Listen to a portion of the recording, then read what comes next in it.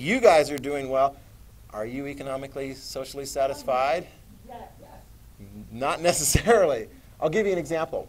In the early 1970s, communist China, economic, social satisfaction, and status for most people was about the same. And then they changed it. If you look over at this poster right over there, the guy in charge was the guy in the middle, Mao Zedong. He was like the original Chinese communist. He died in 1976. He was replaced with this man, Deng Xiaoping. Deng Xiaoping was actually a very clever Chinese communist because he's like, communism doesn't work. As far as like an economy thing. He's like, capitalism works. Now, he couldn't say that very loud, but he instituted it. In China, they actually started to allow for privately owned companies, and the ones that did well, made profits, yeah. Okay? And the ones that didn't, it's like, eh. But I mean, that happens in capitalism. You get some winners, you get some losers. But here's the problem.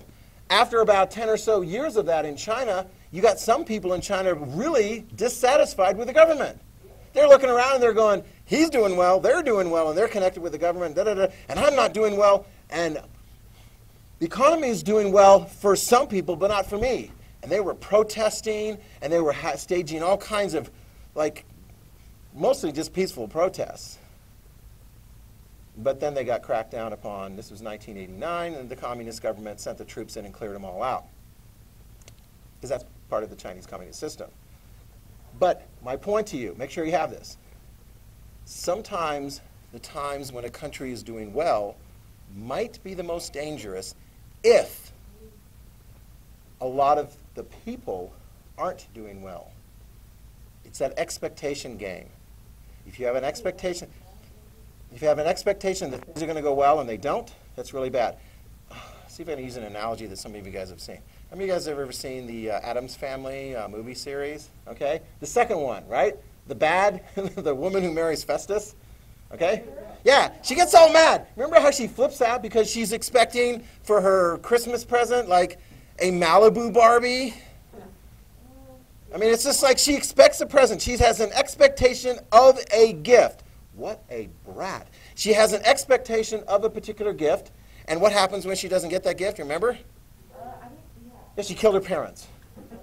I'm like, what? I mean, this is a pretty weird, messed up, like, it's a comedy movie based on a television series of like some gothic, you know, the Addams Family. Well, it's a dark comedy. So, but here's the point. If people's expectations aren't met, that's dangerous for the government. If your economic, social satisfaction is not met, it's dangerous for the government. Right? I would say at this point, what do you think? Are we ready for a revolution because the economy is doing so bad? No, I hope not. Are there some people who are looking at, say, the election coming up and thinking maybe it's time for a change?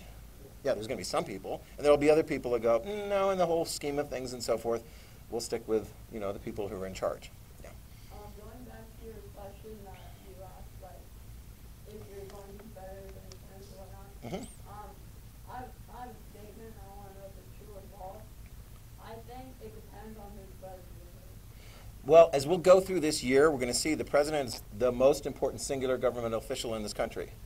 Does the president have all the power to affect everything that influences people's lives? No. And you can put this down. The president doesn't have that much control over the economy. A lot more than you and I, and a lot more than any other individual, but there's a lot of things going on in the economy that impact whether or not you have a job and how much you get paid for, and all those kinds of things. Having said that, though, okay, having said that, Michael, when an election comes up, if the economy is doing well, the president gets more credit than he or she deserves. Because people are like, I'm feeling good. I'm going to give you credit.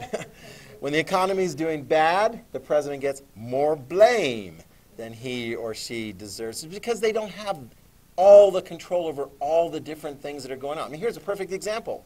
Did President Trump create COVID? No.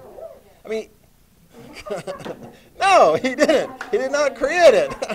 Oh my gosh. We got a lot of work to do here. Okay. Now, does he have responsibilities related to COVID and so? Yes. I mean, government does.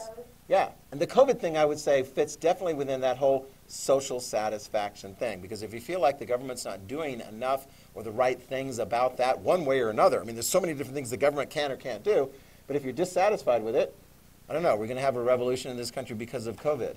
Yeah. No. Could we have an impact on the elections because of it? Yeah. I would say that there's more likelihood of that. Thankfully, in this country, we're not ready to just throw the whole thing out. We tend to kind of go back and forth and so forth between different politicians and political parties and plans. Yes, Trey?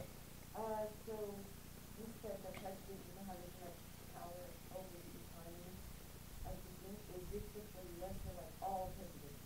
Yeah. Yes, it is. All countries. Okay? Most all countries. Especially if you got a capitalist country, because who decides how much money you spend? Capitalism. You do. You do. You do. Okay? You are part of the whole economy and all the decisions that are being made. Now, let's look at this, because I want to point out that, here we go.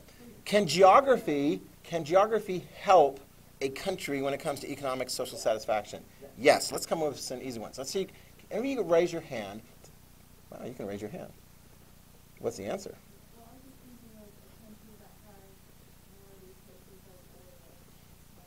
like oil. Whoa, she's reading my brain. She's connected in. Write that down. Countries with lots of oil and really good natural resources, they may be in a better position as far as economic satisfaction.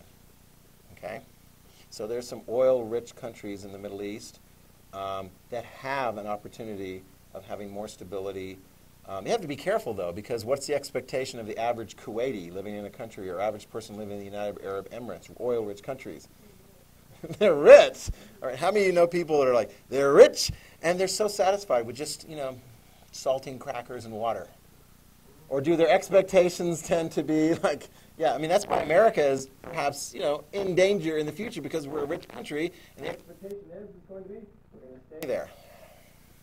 I mean, what will happen if, let's say, in 20, 30 years, all of a sudden, you're like, your taxes go up twice in order to pay off for all the benefits of all the old people that are around you?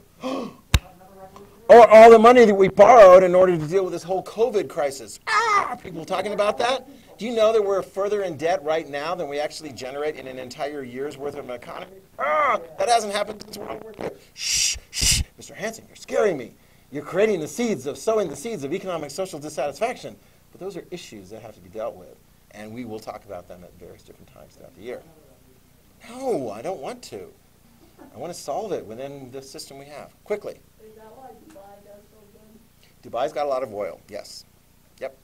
They're wealthy that way. Norway. People are like, Norway! Free education for everybody, including animals. I don't know about that part. But free education. I mean, what does Norway have? Relatively small population. Well-educated population. And they got a lot of oil, too. So, I mean, they've got a lot oil, yes, oil in the North Sea. They drill the oil out of the land underneath the sea, blah, blah, blah, blah, and they sell it, and it does very well. Why does oil use so much? Because people need it. It's an energy source. You know? You don't really need it. Because you could use Really? power, You could. I mean, to the extent that if we go full off oil, then oil maybe not matter as much. But, I mean, if you're like in California, you're like, well, we need power generation because it's awfully warm here. Do they generate enough power through wind and solar to meet all the needs and demands of the people in California hooked up to their air conditioners? As it turns out, no. They're still burning fossil fuels and natural gas and so forth. Okay? All right, so, gentlemen, okay. Natural resources, economic resources, geography can help you. As an example. Put this down, though. Here is one thing that actually helps an economic social satisfaction system. Well-educated population. Okay? It's always hard because there's some countries that got so many people and their education systems have a long way to go to be more effective. Well, here's one of the benefits. You have a good education system. You want to invest in it to keep it good. What do you get at the end of the day when you have a whole bunch of smart kids coming out of school? money. And what can smart kids do when they become young, smart adults? They can make money. They can do all kinds of various different things that a country needs to do in order to maintain its strength in the world's economy. What is going to serve you best as far as earning money individually? Your muscles or your brain? I would say work on developing the skill sets that you can apply to a lot of the jobs that pay better, because eventually the muscle jobs, you get older and it's like, oh, my back hurt. And here I am still doing muscle jobs at an older age. Yes. What would happen if you, like, the whole world ran out of oil? And then we would have to use something else. Like, yeah, there is a lot. There is tons. There is lots and lots and lots. And we've been finding out additional ways of doing that. All right. Freedom, freedom. Do you have all the various different types of freedoms? Write it down. Freedom. The freedom to choose things in your life, whether it's like who you spend time with, where you live, expressing your point of view, voting in a democracy. Religious freedom, to practice your religion or not to practice your religion, or to practice a variety of whatever religious belief systems are available to you. These are all very, very, very important. Freedom to, like, run your household the way you want. So many different things. So, let me ask you this, JT. What kind of countries, governments, tend to provide and protect the most freedom for the people? Crazy, dangerous, unstable countries, or prosperous, satisfied, secure countries? That one. That's my thesis. I think I can back that up. Which has had more stability, security, prosperity in the last 100, 150 years? United States or Russia? The United States, right? Things are deeply rooted as far as love of freedom. Now, I've already told you about, like, spread the wipes out and so forth so we don't go through one. Didn't I already do that with you guys? Okay. So now you can't, I mean, it's like time. It's just like, it flies by. So fly by. I love spending time with you. You guys got all kinds of good interests and questions and so forth. Yeah. Yeah. I mean, it's like, boom.